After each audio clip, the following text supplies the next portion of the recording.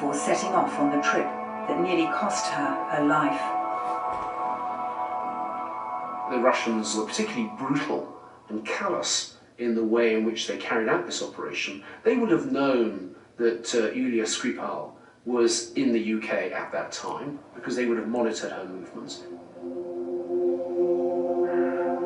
Yulia was planning to visit her father on what would have been her brother Alexander's birthday. He died last year and is buried in Salisbury. The GRU probably chose a time when she was coming here and would be in the house because that would give them certainty that Sergei Skripal would be in the house as well. Now, they weren't targeting Yulia Skripal, but she was entirely dispensable. Yulia leaves Moscow on Saturday the 3rd of March. Here she is on CCTV at the airport.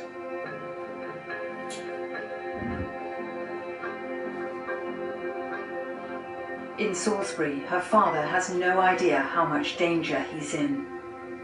It's CCTV that unlocks the mystery of who tries to kill him. We had seized over 11,000 hours of CCTV. You know, that was a massive task. We were sifting through the CCTV and we had a kind of gotcha moment of we identified the two attackers. We were now onto them. The police discover 2 Russians slip into Britain through Gatwick Airport the day before Yulia arrives. These 2 individuals were around where the Skripals actually lived. We tracked them all the way back to London and there to a hotel in east of London in Bow.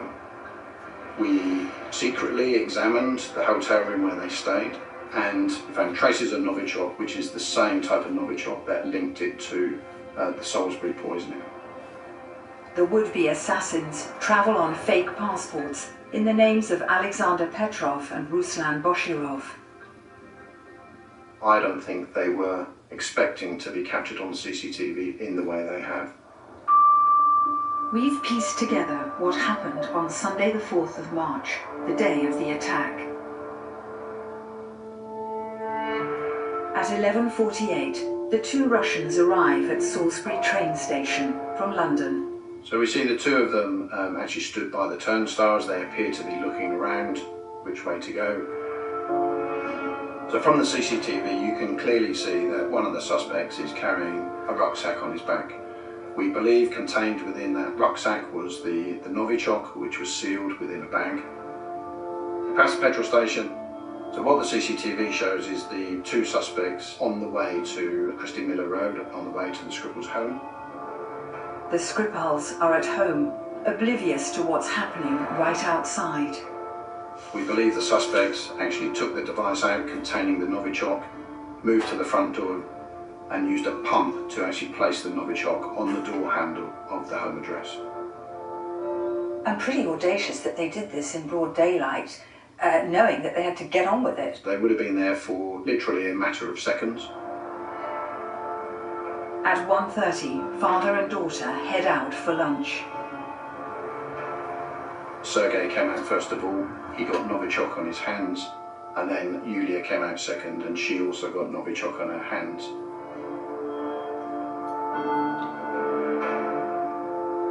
The 2 suspects, they're pretty brazen. They appear to be taking pictures. They are smiling, appears to be quite pleased with themselves. They then head back towards the train station, get on the train and return to London.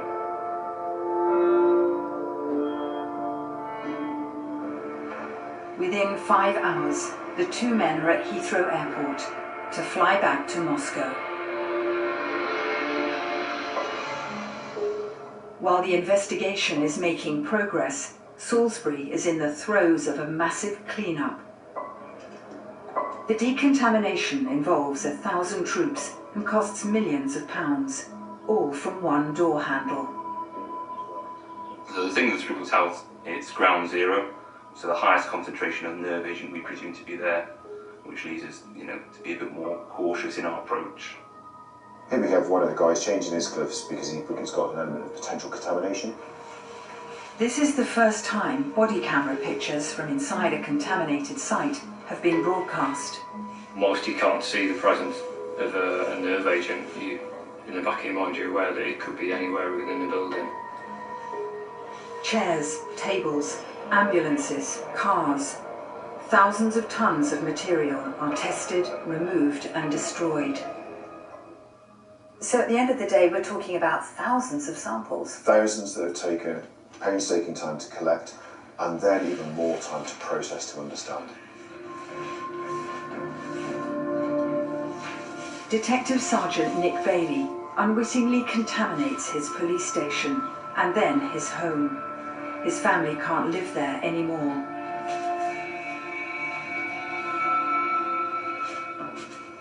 Physically, I think I bounced back pretty well thanks to the hospital.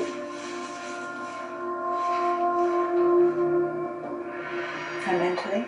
That's a different kettle of fish. That's taking longer.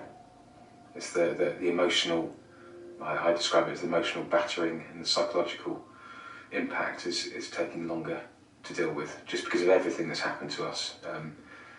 Not only did we lose the house, we lost all of our possessions, including the kids, everything the kids own, we lost all that. The cars, we lost everything. And so yeah, it's been very difficult to kind of come to terms with that.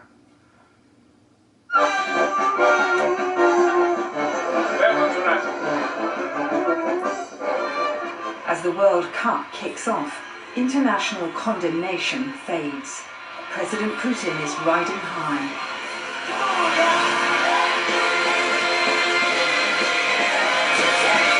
Желаю всем командам успеха, а болельщикам незабываемых впечатлений.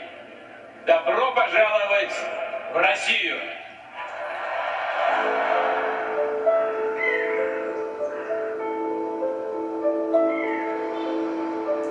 In Salisbury, Dawn Sturgis is buying drinks for a match. She's spending time with friends, among them Sam Hobson.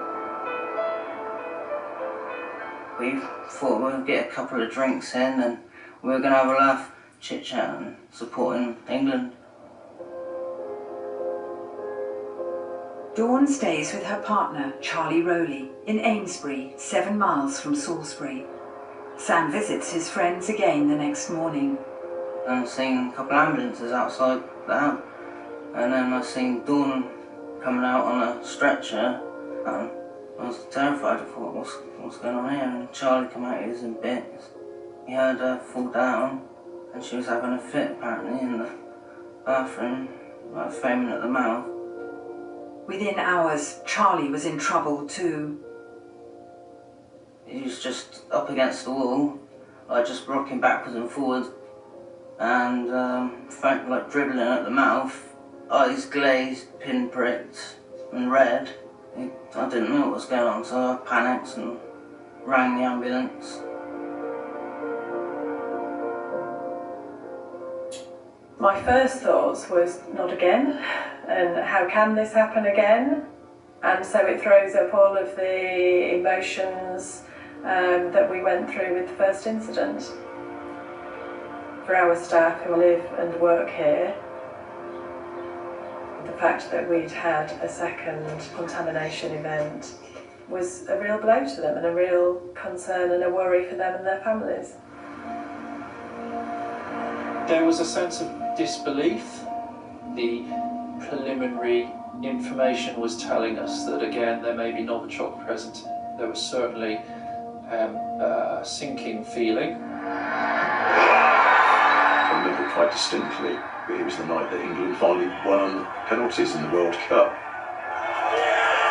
But I found myself actually having the conversation with Tim. Had we missed something? Had we had a second attack take place in the city? So the public thought, well, how come this has happened? You know, how did the police miss this? Why wasn't the town swept thoroughly and properly? If you think about just Salisbury itself in terms of how big Salisbury is, you can only be led by intelligence around it. There's a real question of where do you start? Charlie Rowley survives. His partner, Dawn Sturgis, dies. 9 days after succumbing to Novichok poisoning. Dawn was a lovely person, like a mother for everyone. She cared about everyone. She'd look out for you, and she'd give her last pound away just to help you out if she wanted. You know, it's a tragedy that she's gone, really. She's missed by a lot of people. It was an absolute shock when we heard about what had happened to these two people, and my heart goes out to Dawn and her family, because I was able to walk out of hospital and sadly she wasn't.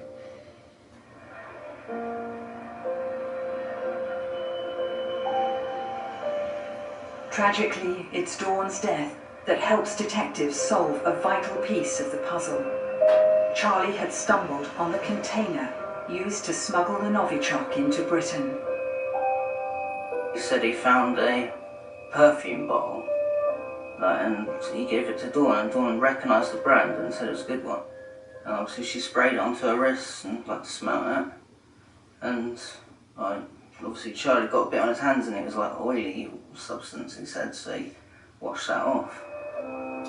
Charlie thinks he found the bottle in a bin, but it's not clear if that's where the Russians had dumped it. This is an exact replica of the Novichok bottle, the perfume bottle. It was specially designed to get through airport security and protect the assassins from its deadly contents. As you can see, the size of it is very small. It has a sealed lid which contains the Novichok. The attackers would have unscrewed the lid, inserted the pump, and then placed the applicator on the top. So when we found it, there was a significant amount of Novichok contained within the bottle. How many people could have been killed by that? It's difficult to say, you know, probably into the thousands. Thousands of people? Very possibly. The amount that was in the bottle and the way it was applied to the Skripal's home address was completely reckless.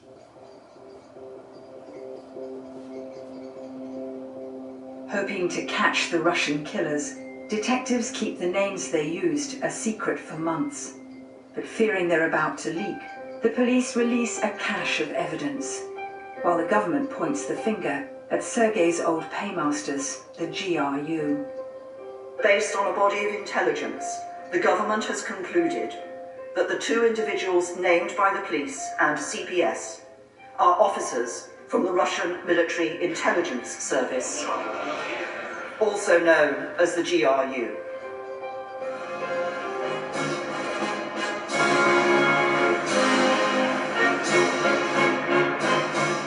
But President Putin still tries to brazen it out.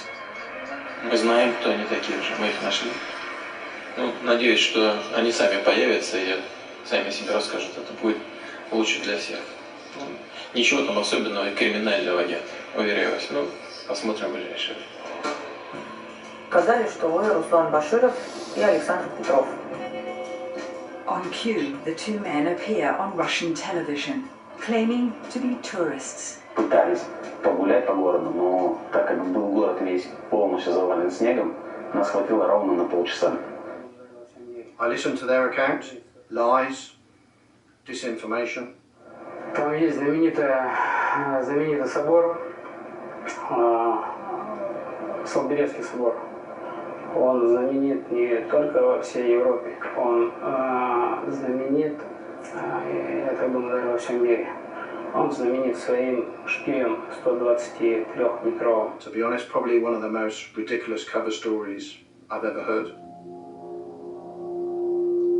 Within a few weeks, the investigative website Bellingcat reveals their true identities. Alexander Mishkin, a medical doctor, and Colonel Anatoly Shipega, both officers in the GRU. I think we got them bang to rights. We have a pretty good sense of who is in the GRU. Our penetration of the Russian services has given us a pretty thorough sense of who is there and what they do. Heroes of the Russian Federation, both men were decorated for their bravery undercover by President Putin himself.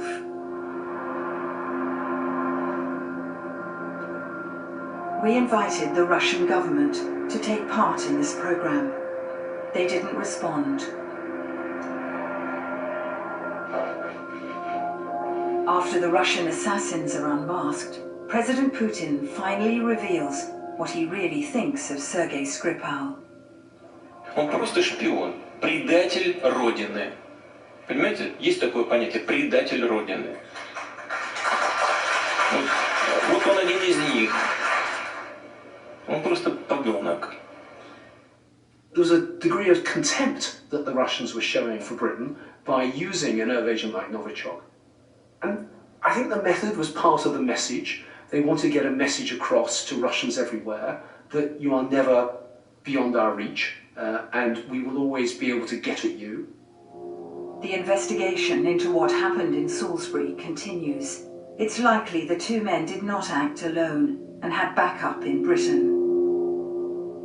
Do you think there's anybody else involved, a third man? Well, that's who else is involved is still very much subject to a live line inquiry. Well, my ambition remains to bring these two individuals and anybody else involved in this attack plot to justice, you know, through the British criminal justice system. I will not give up.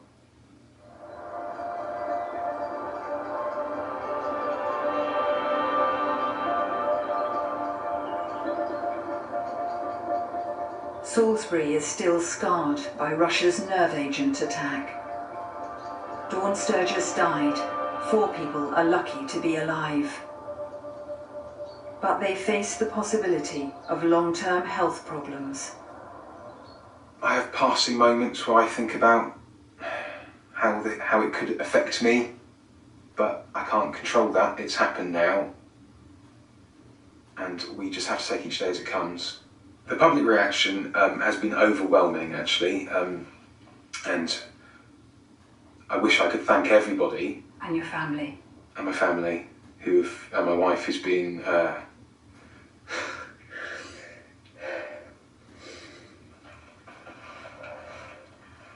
who's been the rock, who's held it all together.